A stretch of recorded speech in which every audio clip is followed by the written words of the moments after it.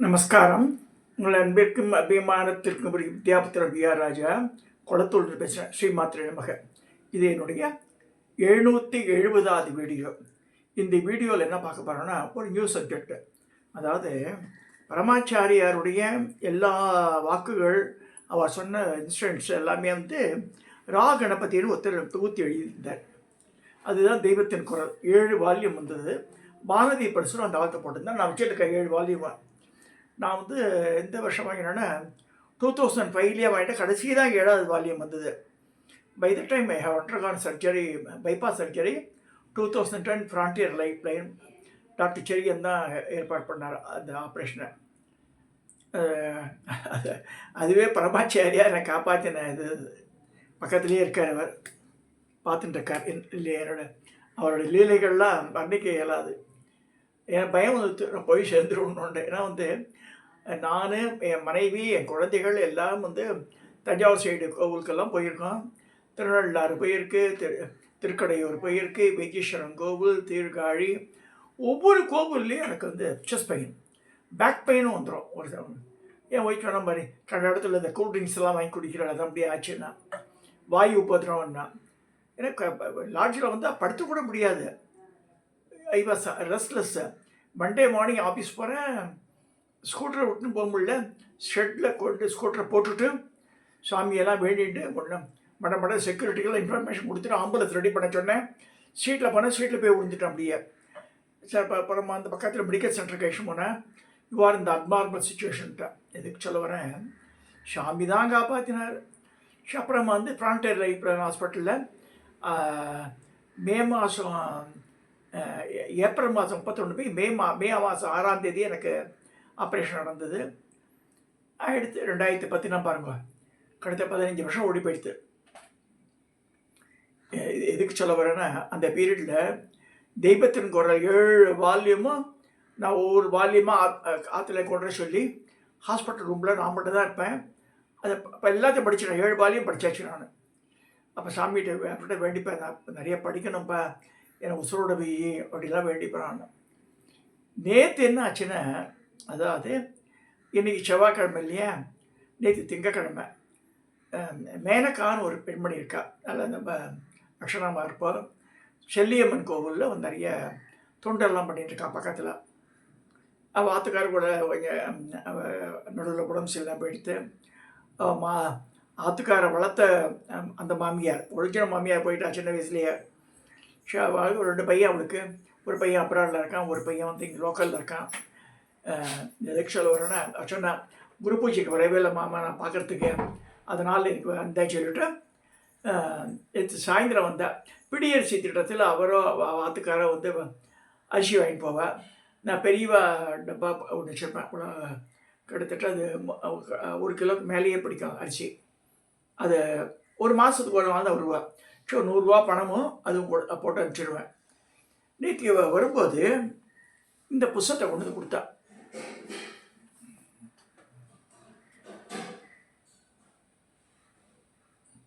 இது just like a box மாதிரி இருக்குது. இது பாருங்க, இது it comes out like this.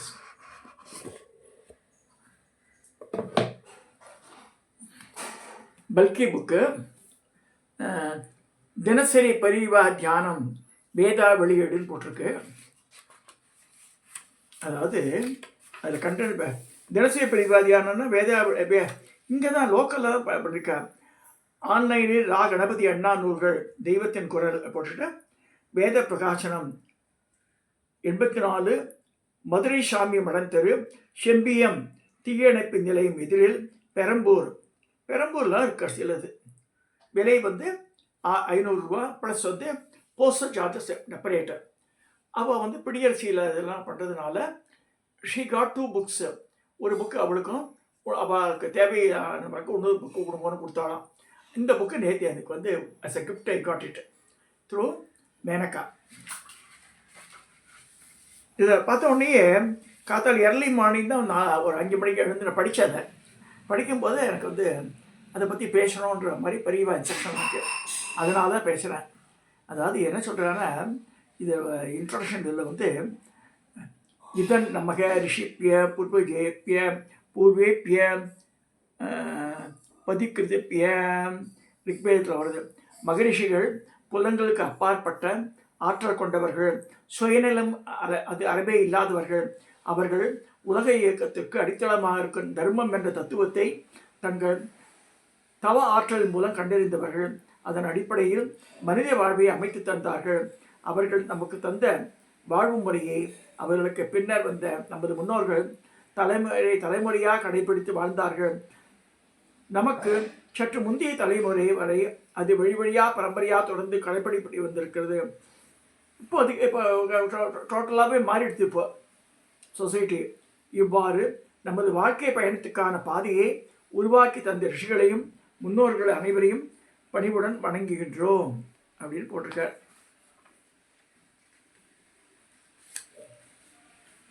Sadashiva சமாரம்பாம் Shankaracharya மத்தியமாம் அஸ்மதாச்சாரிய பரியந்தாம் வந்தே குரு பரம்பராம். சதாசிவ சமாரம்பாம் சங்கராச்சாரிய மத்தியமாம் அஸ்மதாச்சாரிய பரியந்தாம் வந்தே குரு பரம்பராம். சதாசிவனில் தொடங்கி சங்கராச்சாரியரை மத்தியில் கொண்டு என்னுடைய ஆச்சாரியார் வரை தொடர்ந்து வந்திருக்கும் குரு பரம்பரையை வணங்குகிறேன். சமர்ப்பணம். இந்த பூஜ்யஸ்ரீ சுவாமி சித்தவானந்தா அவர்களுக்கு இந்த புக்கை கொடுத்துருக்கா. இதில் பரமாச்சாரியாருடைய இது தெய்வத்தின் குரலில் எழுதிய இந்த ராகணபதி இவர் சன்னியாசம் வாங்கிட்டார் கடைசியில். ராகணபதி எனக்கு லைஃபுக்கு நிறைய தொடர்பு உண்டு. எப்படின்னா, நான் கல்யாணம் புதுசில் 1978 நெல்வேலியில் உள்ள இருந்தேன், பெரம்பூரில். அப்போ எங்கள் அக்கா கோகிலா கிருஷ்ணமூர்த்தி இருந்தேன் அம்பத்தூரில். அவள் ஒரு நாள் கூட்டச்சா, ராஜா கட்டில் இல்லை கட்டில் என்றாட, இங்கே ராகணபதி ஒருத்தர் இருக்கார் அம்பத்தூரில், பிருத்திவி பார்க்கறது எங்கேயோ இருக்கார், நீ வா, நீ அவரை சீப் ரேட்டில் கட்டில் தராரா அப்படின்னா. ஷாத்தில் கட்டிலே கிடையாது, அதாவது சேர்ஸ் இருந்தது, கட்டில் இல்லை. என் கட்டில் மாமனார் ஊரில் ஆழ்வாகுச்சியில் இருக்குது, அந்த காலத்து கட்டில். அதாவது ஸ்டூல் போட்டுதே ஏற முடியும் போல் கட்டிலே அந்த மாதிரி இருந்தது. அங்கேருந்து கொண்டு வரணும்னு சொல்லிட்டு விட்டுட்டு நான் பார்க்கலான்ட்டு. என்னடா அது இந்த நேரத்தில் எங்கள் அக்கா அனுஷா இந்த ராகணபதி ஆற்றுக்கு. எனக்கு அப்போ அவருடைய இதெல்லாம் தெரியாது. நான் சொல்கிறது 1978. நிறைய பேர் இந்த பார்க்குறவ பிறந்திருக்கவே மாட்டா பை த டைம். பார்த்துக்கு போனால் காலை வேலை, அது காலை வேலையிலே பூஜையில் உட்காந்துட்டார். வாசக்கடவுளெல்லாம் பூட்டியிருக்கு. ஐ கே நாட் சி ஹிம். அந்த ஜன்னல் ஆல்சோ க்ளோஸ்டு. ஸோ வாசலே இருக்கிறேன். யாருன்னா மாதிரி கோகிலா கிருஷ்ணமூர்த்தி அமிச்சா எங்கள் அக்கா அப்படின்னு. அப்படியா, நீ கற்பனையோடு வந்திருக்க, இது அம்சத்தோடு மஞ்சோ நினச்சிக்காத, இது சாதாரண கட்டு, யூட்டிலிட்டி வேல்யூ மட்டும்தான் இருக்கும். அது இந்த கட்டில் உனக்கு எப்படி தொழில்படும், நீ உன்னோட தாட் வேறு, இங்கே இருக்குது வேறன்றார். என்னை பார்க்கவே இல்லை, வேறு ஆற்று உள்ளே இருக்கார் அவர் ராகணபதி. ஷார் பூஜை பண்ணிட்டு இருக்கார். நான் பூஜை இல்லைக்கா எழுந்துக்க முடியாது, 1 hour 1 or 2 hours ஆகும் எனக்கு முடியறதுக்கு. இவடும் கம் அண்ட் சம்மதடின்ட்டார். அப்புறமா வெயிட் பண்ணி பார்த்தேன், சரி கிளம்பி வந்துட்டேன். அப்புறம் போகல, அவ்வளோ மாமனார் அனுப்பிச்சுட்டார் கட்டில்லைன்னு சொன்னேன். எதுக்கு சொல்ல வரேன்னா, சச் எ பிரின்சிபல் பர்சன் அவர் ராகணபதி. அப்போ அவருடைய மகத்துவம் தெரியாது எனக்கு. அப்புறமா இதெல்லாம் படிக்கும்போது தான் தெரியும் எவ்வளோ கீழாக அப்சர்வ் பண்ணி பெரியவாளை பற்றி எழுதியிருக்காருன்னு பார்க்கணும். இந்த இதில் அந்த தெய்வத்தின் குரல்லேருந்து தான் சில எடுத்திருக்கேன். தினசரி ஒரு இது ஒரு டாபிக் பார்த்தாலும் போதும் இந்த இது பிரகாரம். பட் நம்ம யூடியூப்புக்கு விழுக்கும்போது ஒரு 4-5 சொன்னால் தான் சரியாக வரும். அது ஸோ இதில்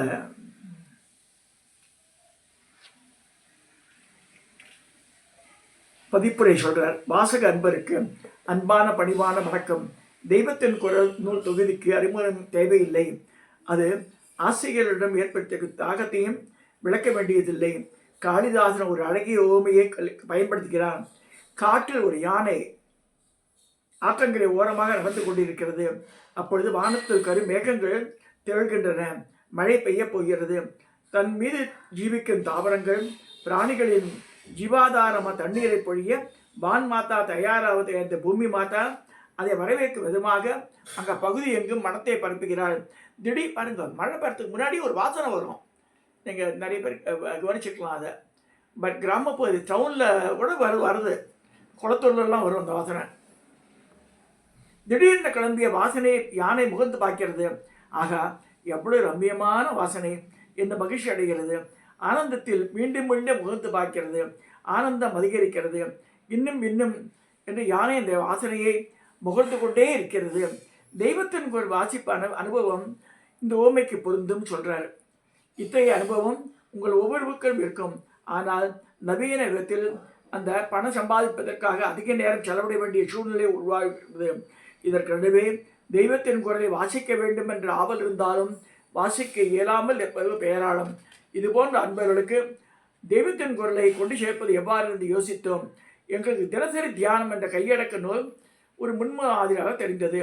திருப்பராய்த்துறை ராமகிருஷ்ண தபோவனத்தின் நிறுவனர் பூஜ்ய ஸ்ரீ சித்பவானந்த சுவாமிகள் உருவாக்கிய தினசரி தியானம் என்ற நூலில் 366 ஆன்மீக சிந்தனைகள் தரப்பட்டுள்ளன. ஒவ்வொரு தினத்திற்கும் ஒரு பக்கம், ஒரு பக்கத்திற்கு ஒரு நச்சிந்தனை. ஏன்னா இதெல்லாம் பரமாச்சாரியோட கருத்துக்கள் தான் அது. ஸோ ஆசிரியர்களுக்கு இந்த நூல் ஒரு வரப்பிரசாதம் அப்படின்லாம் சொல்லி எழுதியிருக்கா.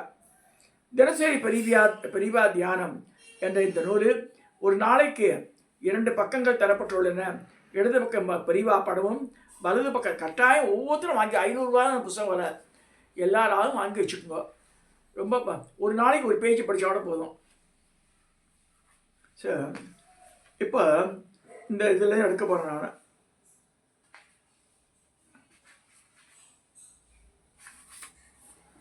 பிள்ளையாரில் ஸ்டார்ட் பண்ணோன்னு சொல்கிறார் பரமாச்சாரியார். பரமாச்சாரியார் நடந்து வந்துட்டுருக்கார். அந்த காலத்து போட்டது.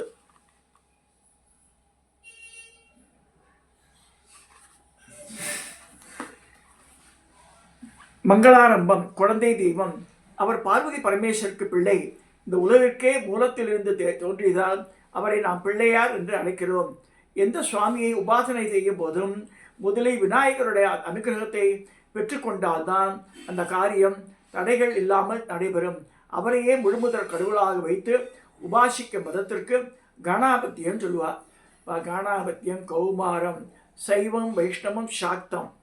இதுதான் அது இது இந்த நம்ம பஞ்சாயத்து பூஜையில் வருது. அதில் இது சேர்த்துட்டா கௌமாரம் ஆட் பண்ண வேல் ஆட் பண்ணால் வந்துடும். இல்லைன்னா கணாபத்தியம், அப்புறமா என்ன ஷௌரம்ன்றது சூரிய வழிபாடு, ஷௌரம். அப்புறமா வைணவம், சைவம், சைவம் வைணவம் அப்படி வச்சுக்கலாம். சாக்தம். அடுத்தது கௌமாரம், முருகர் வழிபாடு. ஸோ இதெல்லாம் சேர்த்து ஷண்மத ஸ்தாபனம் ஆகிடும், 6 ஆகிடும்.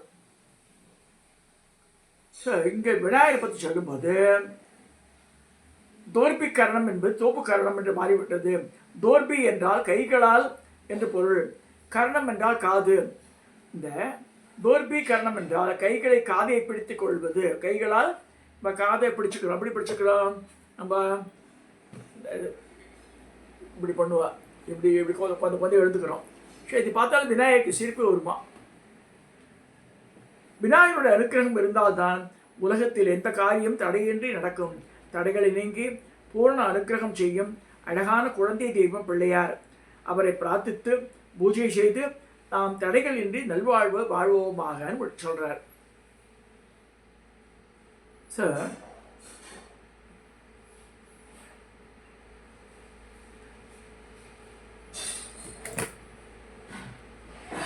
தன்னுடைய பணியை சொல்றார் பரமாச்சாரியார். என்னுடைய பணி என்னதுன்னு சொல்றார் அவர்.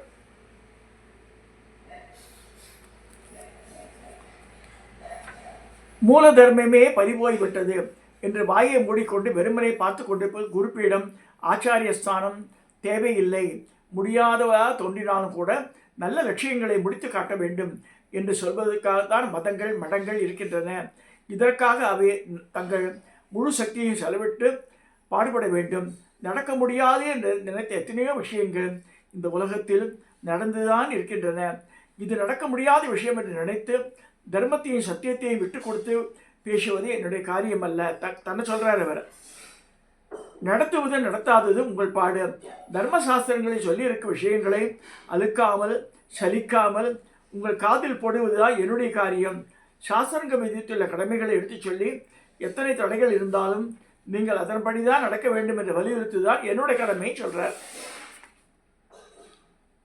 அடுத்தது இந்த 3வது டாபிக் தர்மம் சொல்றார்.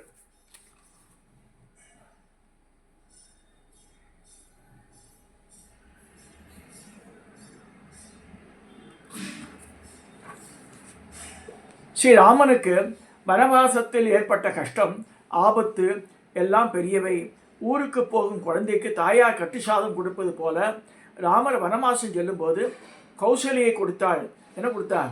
14 வருடம் கெடாமல் இருக்கும் பட்சணம் எது, குழந்தைக்கு எதை தரலாம் என்று தீர்க்கமாக ஆலோசித்தாள் கௌசல்யை. பிறகு நிரந்தர பட்சணமான தர்மத்தை தான் கட்டி கொடுத்தாள். ராகவா, தைரியத்துடன் நேமத்துடன் நீ பாதுகாக்கும் தர்மமே உன்னை பாதுகாக்கும் என்று சொல்லி தர்மத்தை ராகவனுக்கு துணை அனுப்பினார்.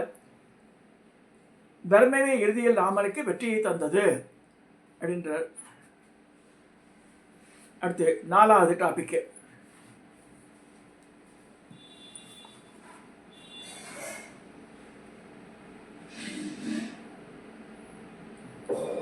நதியில் ஸ்நானம் பண்றார் பெரியவர்.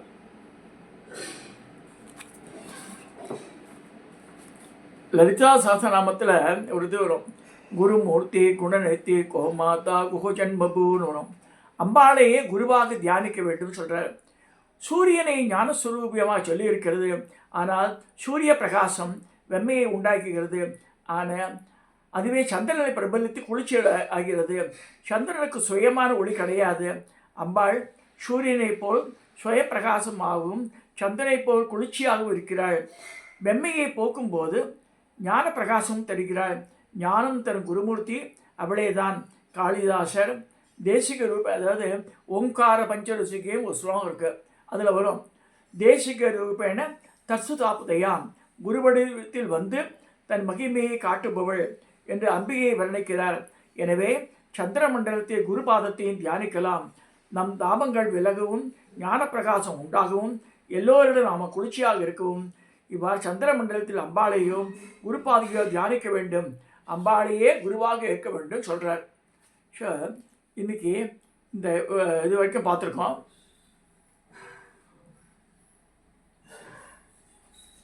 ஸோ இந்த 4 டாபிக் பார்த்துருக்கோம் எனக்கு இது வரைக்கும். ஸோ இதோட இந்த தினசரி பரிதியா தியானத்துலேருந்து நான் எடுத்து சொல்லியிருக்கேன். This has been derived from தெய்வத்தின் குரல். இது வந்து சிம்பிளிஃபைடாக இருக்குது. தெய்வத்தின் குரல் எழுத்தை விட இது போல்டாகவும் இருக்குது. இது அழகாக வந்து பாருங்கள், இந்த இந்த புக்கையே இதுக்குள்ளே சொருகிற மாதிரி இருக்குது. ஒரு சேஃப்டி, இது டேபிள் மேலே வச்சுக்கலாம். அதை கட்டாயம் வாங்குங்க. ஒவ்வொரு கிரகத்திலையும் இருக்க வேண்டிய இது பெரம்பூரில் அவைலபிளாக இருக்குது.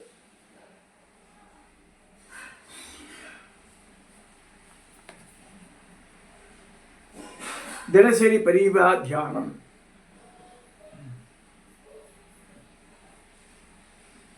வேதா வெளியீடுன்னு போட்டிருக்கு.